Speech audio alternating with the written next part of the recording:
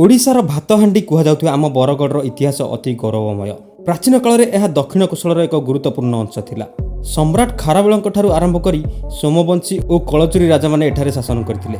12ଶ ଶତାବ୍ଦୀର ଇତିହାସରେ ଏହାକୁ ବାଘରାକୋଟା କୁହାଯାଉଥିଲା, ଯାହା ଆଜିର ବରଗଡ଼। 16ଶ ଶତାବ୍ଦୀର ଚୌହାନ ରାଜପୁତମାନଙ୍କ ଶାସନ କାଳରେ ଏହି ମାଟିରେ କଳା ଓ ମନ୍ଦିର ନିର୍ମାଣର ସ୍ୱର୍ଣ୍ଣ ଯୁଗ ଆସିଥିଲା। ପରେ ଏହି ମାଟିକୁ ମରାଠାମାନେ ମଧ୍ୟ ଶାସନ କରିଥିଲେ। କିନ୍ତୁ ବରଗଡ଼ର ପ୍ରକୃତ ବୀରତ୍ୱ ଦେଖିବାକୁ ମିଳିଥିଲା 1857 ସିପାହୀ ବିଦ୍ରୋହରେ। ବ୍ରିଟିଶ ସରକାରଙ୍କ ବିରୁଦ୍ଧରେ ମହାନ ସ୍ୱାଧୀନତା ସଂଗ୍ରାମୀ ବୀର ସୁରେନ୍ଦ୍ର ସାଏ ଏବଂ ଏହି ମାଟିର ବୀର ଜମିଦାରମାନେ ଜଙ୍ଗଲ ଭିତରେ ରହି ଗରିଲା ଯୁଦ୍ଧ କରି ଇଂରେଜମାନଙ୍କ ନିଦ ହଜାଇ ଦେଇଥିଲେ।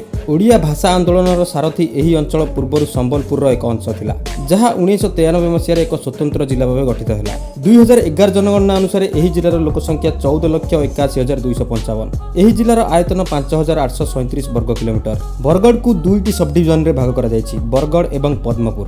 ଏହି ଜିଲ୍ଲାରେ 12ଟି ବ୍ଲକ ଅଛି, ଯାହାକୁ କି 253ଟି ଗ୍ରାମ ପଞ୍ଚାୟତରେ ଭାଗ କରାଯାଇଛି। ହୀରାକୁଦ ବନ୍ଧରୁ ଜଳସେଚନ ଯୋଗୁଁ ଏହି ଜିଲ୍ଲା ମୁଖ୍ୟତଃ ଧାନ ଚାଷ ପାଇଁ ପ୍ରସିଦ୍ଧ। ସେଥିପାଇଁ ଏହାକୁ ଓଡ଼ିଶାର ଭାତହାଣ୍ଡି ବୋଲି କୁହାଯାଏ। ବରଗଡ଼ରେ ଅନୁଷ୍ଠିତ ହୁଏ ବିଶ୍ୱର ସବୁଠୁ ବଡ଼ open air theatre Dhanuyatra. Nrusinghanath ମନ୍ଦିର, ଦେବ୍ରିଗଡ଼ ଅଭୟାରଣ୍ୟ, ବାରବଖରା ୱାଟରଫଲ୍, ଗଣିଆପାଲି ବୌଦ୍ଧବିହାର ଆଦି ଏହି ଜିଲ୍ଲାର ପ୍ରମୁଖ ପର୍ଯ୍ୟଟନ ସ୍ଥଳୀ। ଆପଣଙ୍କ ଜିଲ୍ଲାର ନାମ କ'ଣ? କମେଣ୍ଟରେ ଲେଖନ୍ତୁ।